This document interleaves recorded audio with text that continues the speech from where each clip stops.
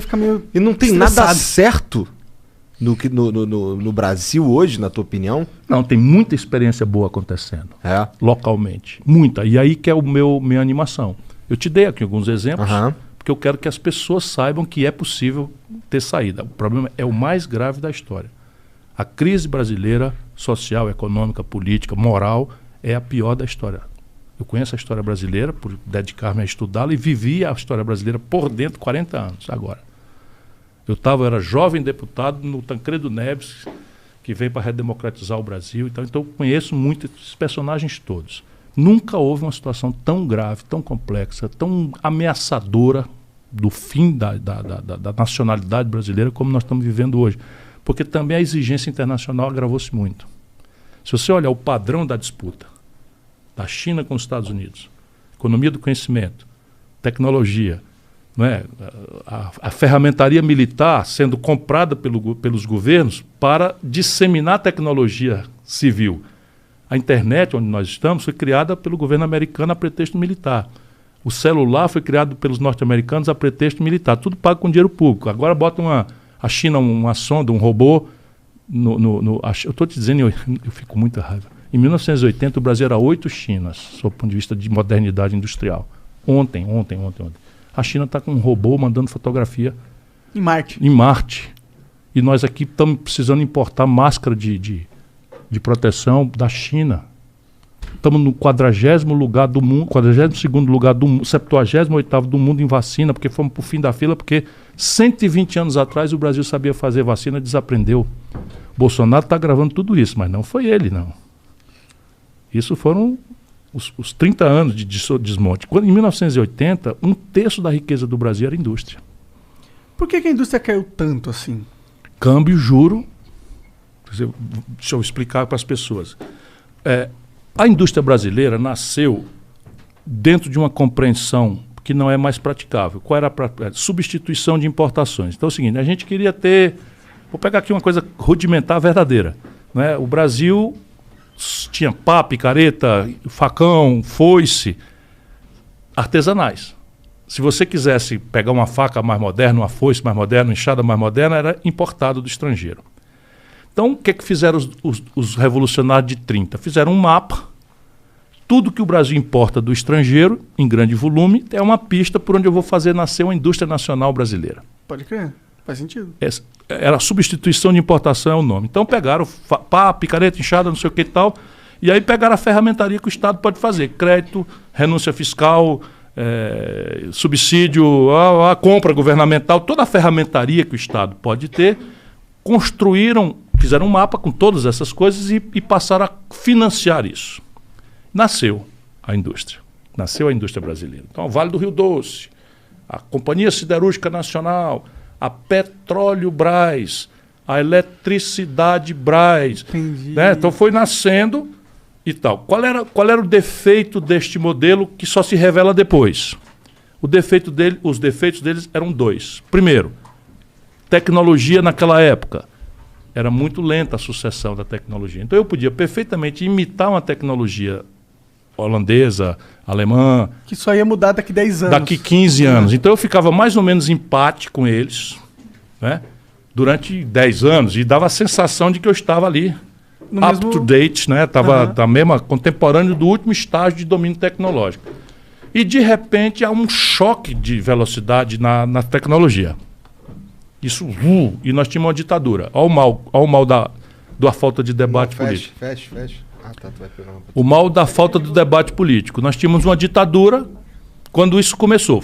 Acelerou a tecnologia. Qual era o outro defeito? O conflito político e econômico de gerar o dinheiro para pagar isso foi tangenciado. Por quê? Trata-se do mesmo conflito contemporâneo. Cobrar de quem pode pagar mais para financiar as políticas que interessam estrategicamente ao conjunto da nação. Os poderosos não deixam fazer. E na época, o que eles fizeram? Olha, eu tenho aqui um atalho. Eu vou financiar isso não com esse conflito político de cobrar mais e tal, até porque era uma base capitalista rural, capitais baixos, era a oligarquia do café, da cana-de-açúcar, semi-escravista e tal, que depois substitui escravo por migrante, italiano, japonês. Enfim, esse grande estado de São Paulo, e o Brasil, e o Rio Grande do Sul, e Minas, etc. Então eu vou fazer um puxadinho. Qual é o puxadinho? Eu vou tomar dinheiro emprestado. Era louco isso? Não, não era. Por quê? Porque o dinheiro emprestado, nessa época, durante 30, 40 anos, era um dinheiro de muito longo prazo e muito barato. Tudo isso está explicado aqui. Né? Então, danaram a tomar dinheiro emprestado barato, prazo longo e juro baixo, e abrir Brás. E as infraestruturas para isso. Isso produziu o Brasil moderno. Né? Eu estudei. Eu vi num lugar que a indústria crescia assim 20% ao ano. 20, 25%. O Brasil cresceu 7% em média durante meio século. E chegou a crescer 15% no único ano, sendo que a indústria puxava isso a 25%, 22%, 20%. Brasil grande. Então, qual era a ideia da elite? Fazer o bolo crescer para depois dividir. Então, o país que mais cresceu ignorou a ignorância. Por exemplo, não fizemos uma aposta em capital humano, porque a centralidade da tecnologia não era... Nós trazíamos a tecnologia de fora. A gente não precisava ter produção intelectual de tecnologia aqui. Foi um erro. Foi um erro. Precisava, mas a gente... Foi um erro. Mas no momento, para a estratégia... Naquela data era possível, perfeitamente. Então, era imitar, copiar, colar, não sei o quê, papapá e tal. Quando chega em 1980, no simbólico, essas duas pernas morrem. O juro barato, puf, explode, 79. Bau! No juro que era de 3%, passou para 30%. Todos os países do mundo que dependiam de capital dos outros quebraram. E o Brasil vitalmente quebrou para nunca mais se achar. Entendi. Essa é a primeira perna que quebra. E a segunda é a tecnologia. Eu agora não posso mais ter o tempo da substituição de importações, de replicar, porque o brasileiro está sabendo do último estágio e quer ele. Eu não posso mais ter... O Collor assume, diz assim, os carros brasileiros são uma carroça. Vai no Google. Aí abre a economia para importação, o resultado, um carro produzido aqui de São Paulo, 80% dos componentes vem de fora. E aí o seguinte, em 80 era 30%, um terço da riqueza do Brasil era indústria, que paga os melhores salários, que aposta em tecnologia, que exporta valor agregado, etc, etc. Hoje é 9%. Essa é a primeira razão. A segunda razão é a taxa de câmbio. Aí é um pouquinho mais chato, mas é assim, quando o real vale muito na frente do dólar, fica mais barato você sair de São Paulo para Miami do que ir para Fortaleza. A turma viu isso. Só que o inverso é verdade. O importado fica muito mais barato do que a produção aqui. Então você tem... O Fernando Henrique descobriu essa maravilha e o Lula copiou. Então a ideia é o seguinte, é você valorizar artificialmente o real e expandir o consumo. E esse consumo se expande importando. Qual é o limite? O financiamento em dólar dessa compra do estrangeiro.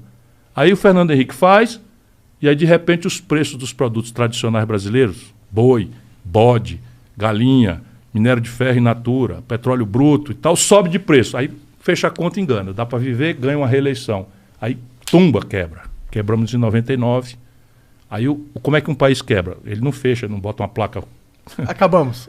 A moeda desvaloriza. Vupo. E aí a inflação come aquela renda que o povo tinha. Porque o dólar, na hora que sobe o dólar, a caristia vem porque você não compra pão, mas compra... Porque você não compra dólar, mas compra pão. Sim. E o pão? E pão é trigo, e trigo é dólar. Sim. É uma turma boa. Isso aí já todo mundo está sabendo. Os remédios, tudo dólar. O eletroeletrônico, tudo dólar. Os games, tudo dólar. Então subir o dólar, vai subir tudo. O dentista, a consulta. Não precisa subir a consulta. Precisa por quê? Porque a broca, a anestesia, o foco cirúrgico, tudo de fora. As pós-graduações. Tudo estrangeiro, tudo de fora. Então o cara tem que cobrar em dólar. Então a economia está indexada a dólar e tal. E aí o povo empobrece e fica puto.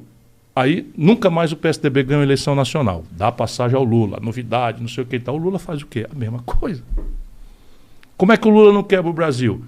130 dólares um barril de petróleo. Preço de commodity lá fora.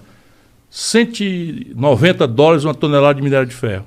Aí o Lula vende minério de ferro, petróleo, não sei o que, vai para lá fora e paga a conta da farra, do consumo, que fica o cara popular pra cacete. Então, de repente, pobre pode andar de avião. Sim. E eles dão um valor danado, picanha, cerveja. Fora tal. O crédito, né? Expandiu o crédito de 15% para 55% do PIB. E tudo bem, vamos lá, vamos consumir, mas e a produção? Definhando, porque o que facilita a compra destrói a competitividade da produção. Então, eu aumento a minha importação. Não quebro porque, nesse momento, os meus preços tradicionais, o bode brasileiro, a galinha e tal, tá bombando lá fora. Aí vem uma crise, 2008, aí para a China, bumba. Aí os preços, pumba, cai. $130 o barril de petróleo, $110 desce para 30. Acabou com a Dilma. A Dilma. Então era o mesmo partido, a mesma turma, votou na Dilma porque o Lula é o cara. Não mudou as estratégias, não mudou o caminho. Só muda a perfumaria, é o mesmo modelo. Só muda a perfumaria. A única coisa que mudou é que... Aí o filme da Dilma foi igual, quebrou o país igualzinho o Fernando Henrique. O câmbio desvalorizou pesadamente, aí todo mundo, pô, seu estelionato eleitoral, me enganaram. E em cima disso, a Lava Jato, eita, que meteram a mão, estão roubando, papai, rouba aqui, rouba acolá, rouba acolá, rouba acolá. Não dá para esconder, pô. É muita grana, né? E foi no centro do modelo de poder, não foi uma coisa periférica, porque o poder sempre terá corrupção, que a questão é como é que você reage a isso. Sim. Mas aí você vai ver que a corrupção virou uma ferramenta de poder central ao modelo de poder do lulopetismo. Quando a economia estava bombando, o povo acha que todo político é ladrão, vamos ter clareza. Né? O que ele separa é o dele. Esse daí pelo menos faz alguma coisa. Isso é a psicologia de um povo machucado. Não é verdade. Inclusive, isso só ajuda os bandidos. Sim.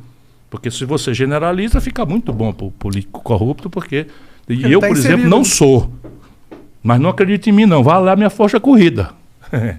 Todo mundo tem que olhar a folha corrida, saber de onde é que o cara foi processado, suspeito, não sei o que. Tem que olhar. Muita injustiça, tem injustiça. Eu nunca fui nem para ser absolvido. Nada mais é do que a minha obrigação. Mas estou falando aqui da coisa. Então, o Brasil quebra de novo. Só que, de quebra em quebra, o problema estrutural, que é dívida e colapso da infraestrutura e dos serviços, vai se agravando. Só para vocês terem uma ideia, para não ficar muito mais chato do que eu já estou. Não está chato, não. Para manter a infraestrutura... Chato, esquece essa palavra hoje. Para manter a infraestrutura do país, portos, aeroportos, estradas... Enfim, para manter a energia, vai dar bode agora. Todo mundo se prepare que vai dar bode. Vamos pagar mais caro a conta de luz aí. Para começar 20%, mas vai faltar energia. Vai faltar energia. Muito provavelmente nós vamos ter racionamento. Hora de instalar um teto solar aí, galera. Quem puder, por favor, faça. Porque, além de ficar muito caro, vai faltar energia. Vai faltar grave aqui no Sudeste. Grave. Então, porque são os canalhas, rapaz. Não tem plano de nada, não tem projeto de... Vocês já repararam? Esqueça se você é a favor ou contra a privatização. Esqueça, por favor. Mas vocês repararam que faz 50 anos que a turma fez um monte de coisa e faz 30 anos que a turma só vende e não faz nada no lugar. Esqueça se isso é bom ou ruim. Mas fizeram a Petrobras, fizeram a Eletrobras, fizeram a Telebrás, fizeram a estrada, fizeram não sei o que e tal. Nunca mais fizeram nada e só vendem.